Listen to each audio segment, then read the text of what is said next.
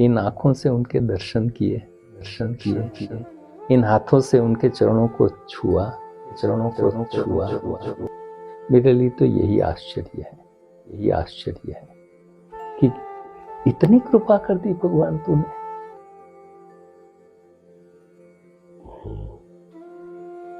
हाँ, बहुत बहुत कृपा की परमात्मा ने, बहुत कृपा की परमात्मा ने।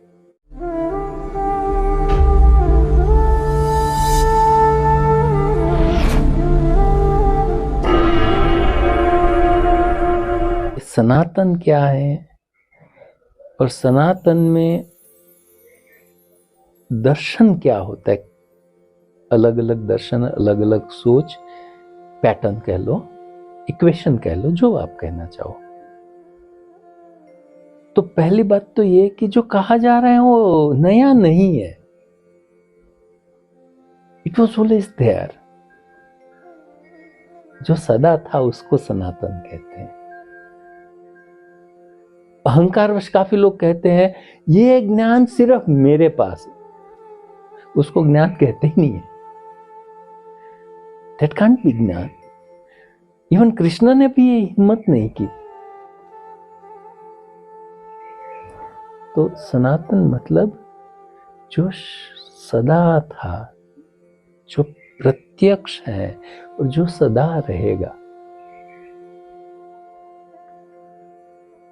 अब कह देने से नहीं होता है, उसको जो भी अभी अवेलेबल सारे ज्ञान के स्रोत हैं, तर्कबद्ध रूप से उन सारे स्रोत को ध्यान में रखते हुए अभिव्यक्त करना अनबिलीवेबल, पूज्य श्री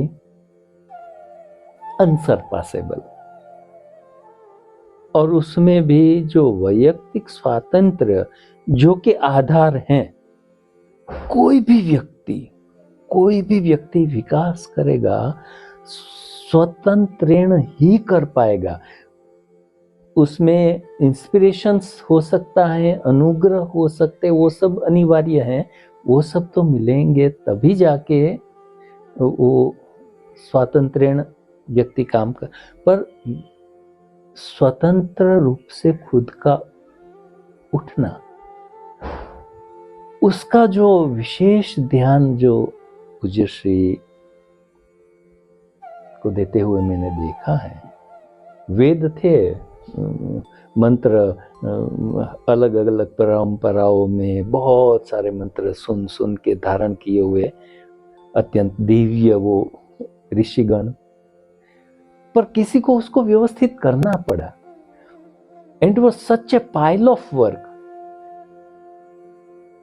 ओनली उस योग्यता वो मात्र वेद व्यास जी में थी। तो उन्होंने वो सारे वेदों को व्यवस्थित किया, विभाजित भी किया।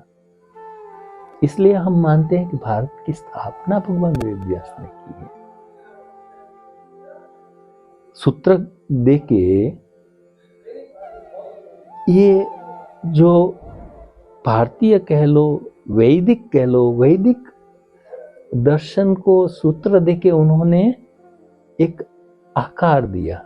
अब उस पे आघात भी हुए, उस पे कंफ्यूजन भी आए, तो भगवान भाष्यकार ने उसको भाष्य करके और जरा खोल दिया, क्योंकि वो कॉम्प्रिहेंडेबल नहीं था फॉर ऑर्डिनरी माइंड। अब भाष्यकार ने जिस समय में, आज से 1250 साल पहले या 1230 साल पहले, व्हाटएवर, जो करके दिया, अब वापस वो एक प्रकार के समय के प्रवाह में या परिवर्तित हुए जगत में थोड़ा मुश्किल हो गया। उसको जिस प्रकार से पूज्य श्री ने प्रकट किया है, जब भी मैं देखता हूं स्वामी जी का, तो माय माइंड गेट्स बॉगल्ड कि क्या ऐसे भी सोचा जा सकता है, क्या ऐसे भी देखा जा सकता है। अकल्पनीय रूप से उसी कार्य को जो भगवान वेद व्यास जी ने, जो भगवान भाष्यकार ने किया, एप्लीकेबल ढंग से तर्कबद्ध रूप से, दिव्य भावात्मकता से, कोरे तर्क से कुछ होता नहीं है। अब क्वांटम कंप्यूटर बन जाएगा तो जो भी कंप्यूटर है उससे वो ट्रिलियंस टाइम्स फास्टर हो जाएगा, बट दैट वुड बी शुष्क तर्क, वो तृप्ति नहीं देता है, आत्मा को छूता नहीं है। तो कुछ ऐसा जो हो गया था, तो उसको पूज्यश्री ने वहां से, उस शुष्कता से हटा के और एप्लीकेबल, परसिप्टिबल, कॉम्प्रिहेंडेबल,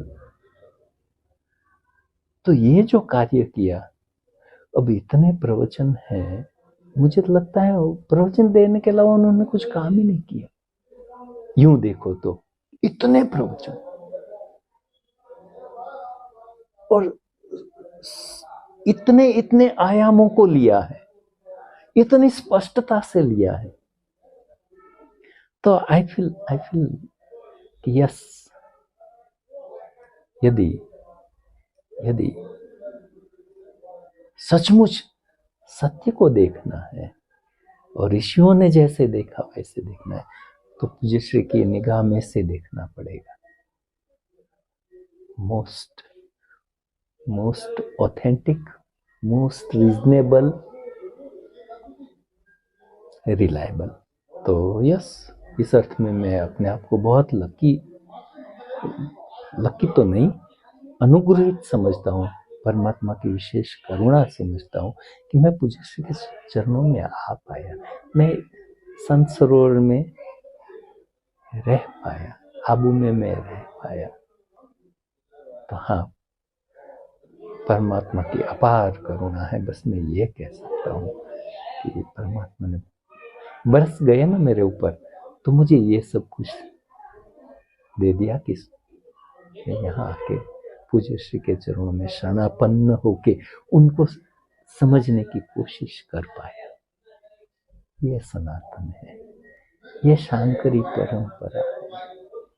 भगवान वेदव्यास से, भगवान दक्षिणामूर्ति से लेके नारद जी कहाँ गए? सनकादिक के पास गए। सनकादिक कहाँ गए? दक्षिणामूर्ति के पास गए। वहां से जो चली आ रही है, क्योंकि ये जीवंत चीज है, इट इज नॉट शब्दों का समूह नहीं है, ये कुछ जीवंत है। There is life in it. वो व्यक्ति से व्यक्ति में बहती है, वो चेतना है, चेतना से चेतना में प्रवाहित होती है। मैं यदि पूज्यश्री के संपर्क में नहीं आता, सन्निधि में नहीं आता, उनके शरण में नहीं आता, तो असंभव है। मैं कुछ एक चीजें समझ लूंगा स्वामी जी की कही हुई, वो ठीक है, कुछ एक विचार मुझे स्पष्ट हो जाएंगे, वो ठीक है, हो सकता है मुझे आत्मज्ञान हो जाए, वो भी ठीक है। पर जो गुरु की शरण में रहते हुए एक शिष्य के रूप में जो मुझ में जो उस अनुग्रह से जो प्रवाहित हुआ है, वो सन्निधि के बिना संभव नहीं है। और उसके लिए मुझे मेरे हृदय को उनके चरणों में मुझे बिछाना पड़ा कि इन चरणों के स्पर्श से मेरा हृदय उसको धारण करने योग्य बनेगा।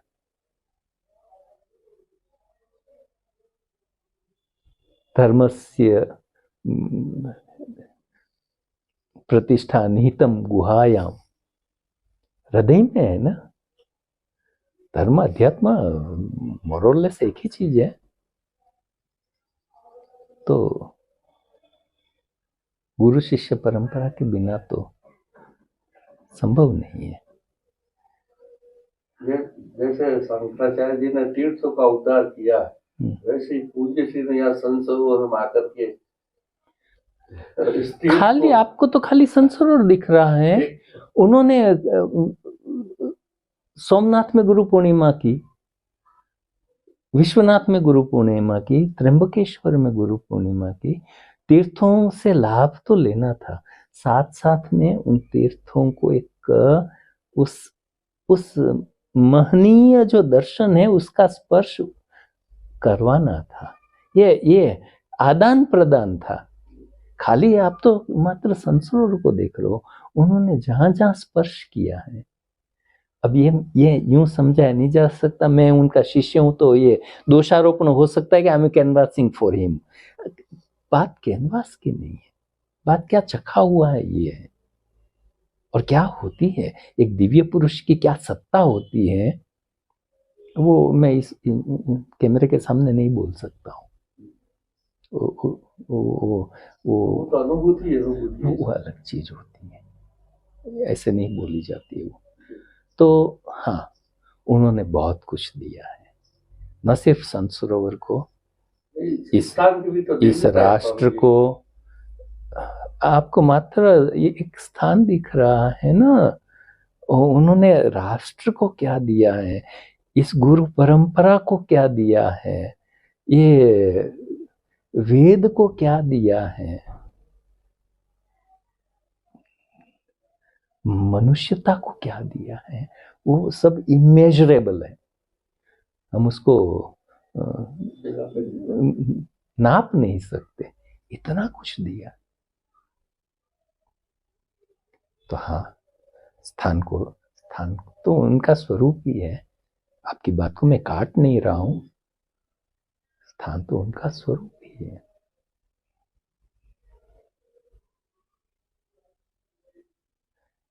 इन आंखों से उनके दर्शन किए, इन हाथों से उनके चरणों को छुआ, इन कानों से उनकी बातों को सुना।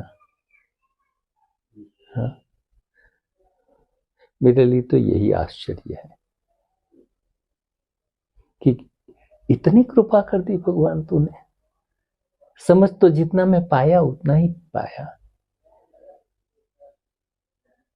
पर ये इतने पे भी मैं तो दंग रह जाता हूँ कि भगवान तूने इतनी कृपा कर दी मेरे ऊपर। हाँ,